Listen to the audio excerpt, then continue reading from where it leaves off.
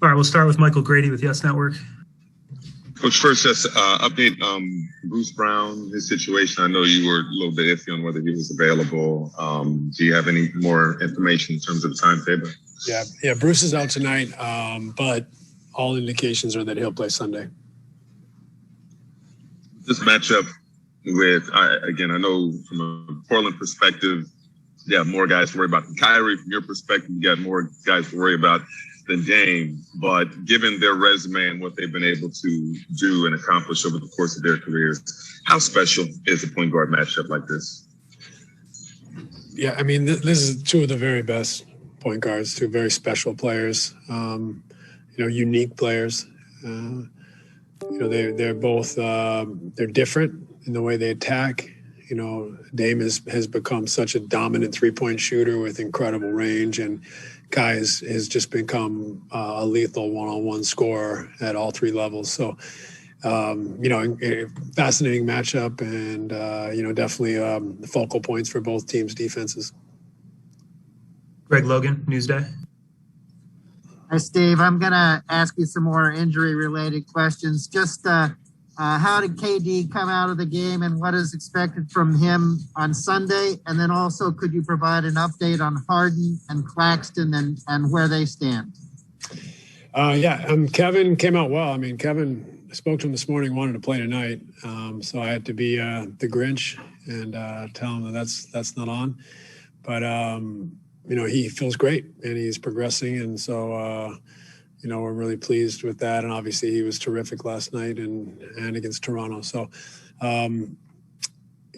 Claxton, Nick is back and working out, and we probably need a ramp up period for him. So I'm guessing don't expect to see Nick for at least a week, but he's healthy. He just needs to get his fitness. And then James is, probably still a ways away. But he's working and getting better and improving and moving in the right direction, and we're all positive and optimistic about his long-term outlook. But I think we still got plenty of time before we see him back on the floor. Christian Winfield, New York Daily News. Hey, Coach. Kind of touching on your earlier point about these types of matchups between high-level players like Dame and Kyrie. You had these matchups as well in your playing career. So I'm curious as to whether you had that one player that you got up for over the course of your career, or whether there was a difference in your approach when you had these types of all-stars on the calendar versus your average game. Yeah, I mean, I never really tried to focus on the one-on-one matchup. You're playing a special player from certain nights, and but it is a team game, and the idea is to win. So I never tried to get swept into one-on-one duel.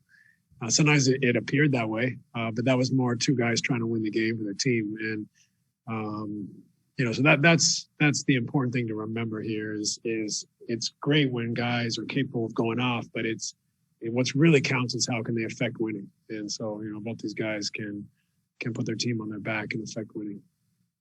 Brian Lewis, New York Post. Going back to James, James Harden, not Mike James. Would you deem it likely or unlikely that we see him at all during the regular season? I don't know if I want to forecast an opinion here. I'm not sure that serves any of us, but so let me avoid the question and say we'll see.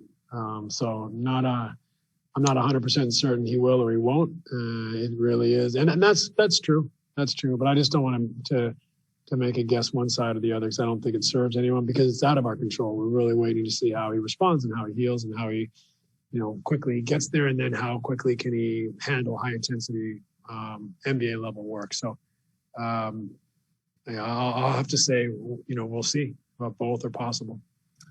Chris Mulholland, Nets Daily. Hey, Steve, Chris Chiozza, is he still likely out for the remainder of the regular season? And if he is, do you have what would be your guess of what time frame he would return in the playoffs? I'm not sure, but I would say to the first part of the question, I do believe he'll be out for the regular season. I mean, he's still in a protective device, let's say, and I don't think he'll be ready in the next 2 weeks or so, which is the remainder of the regular season. Back to Greg Logan. Steve, we don't get to speak to you tomorrow, and I'll be on deadline tonight when you're talking. So I'm going to ask you to look down the road a little bit and tell me what the challenge is of those 2 games in Milwaukee, what you like about it, and what's going to be tough. Yeah, I mean, it's a great opportunity for us to play a terrific team, a team that could very well be there at the end in the East, and to measure ourselves to see how far we've come. So we're getting down to the nitty gritty here, and so to have these types of games and challenges, and we got a few of them left for sure, more than a few. It's great for us, great for our development, great for our gauging of where we're at and what we need to improve on. So they'll cause all sorts of problems, and hopefully we can do the same, and they'll be great matchups. Matt Brooks, Nets Daily. Hey, Steve, 2 for you. First off, Blake is playing in a back-to-back. I know that wasn't the plan initially, so I was just curious about what's changed since when you guys first, had Blake on the team. And then my second is that Portland is number 2, I think, in offensive rebounding. So do you guys see yourselves playing a little bit bigger to counter that? Blake will play a back-to-back for a few reasons. I don't love him playing back-to-backs. There's no reason, I think, under normal circumstances. But without Nick Claxton, I think we tried to limit him last night so he'd be available for tonight because we felt we needed him in both. So we hopefully mitigated some risk there. And then as far as the offensive rebounding, it's something that our team, this is great for us because we have a tendency to give them up at a rate higher than I'd like. And so for us tonight, this is going to be a huge part of the game and the number 1 priority, so to speak. So I don't know if that means we'll play bigger, but it definitely means we got to prioritize it. We got to gang rebound. We got to be physical, and we got to make sure that we don't take anything for granted on the glass. Ryan Lewis. You would obviously mention Milwaukee. I'm curious, halfway through the season or All-Star break, you guys really didn't talk about the number 1 seed because it was kind of this amorphous idea way off in the future. As close as you guys are now to the end of the season and where you are in the standings, and does it become more of a tangible goal? Are you talking about it more? Are you prioritizing it more? Or has it not really changed your thinking? I don't know if I'm ready to go there yet. I think we've had so much thrown at us that I'm just trying for our team to stay focused, stay in the moment, and take the task at hand, which is today. I don't necessarily want them to start forecasting over the next 9 games and how to win, the 9-game stretch. Let's try to win tonight, and then we'll worry about Sunday. So, I haven't, committed to that idea of like we have to chase the number 1 seed right now. Obviously, everyone would love to have the number 1 seed, and all these, all 3 teams at the top of the East. And I'm not trying to downplay it, but at the same time, we've had so much thrown at us. I don't want to get carried away, and I don't want us to lose focus on being in the moment, being present of the task at hand, and trying to be a better team each day.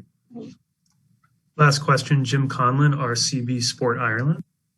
Hi, Steve. Just on tonight's matchup against the Blazers, how much of a really good test is it for your squad without James, without Spencer, without Kevin, going up against really a full-strength Blazers with Damon and CJ and Carmelo and Nurkic? So Blazers have an awful lot to play with, and they're full strength, and you're practically not really at full strength. So it's a really good test for your squad? Yeah, incredible test for us. This team can really score. They get up, I think top 5 in threes taken and efficiency. They cause all sorts of problems offensively. So for us, a little shorthanded, it's a great test to how we can come together. We've done a good job of that all year. This will be a really big test for us on a back-to-back, getting in late or early this morning and seeing how focused and professional we can be tonight with maybe a little bit of tired legs, but hopefully, a spark and, a sense of focus to the game plan. Thanks, Coach. Appreciate it. Thanks, everybody.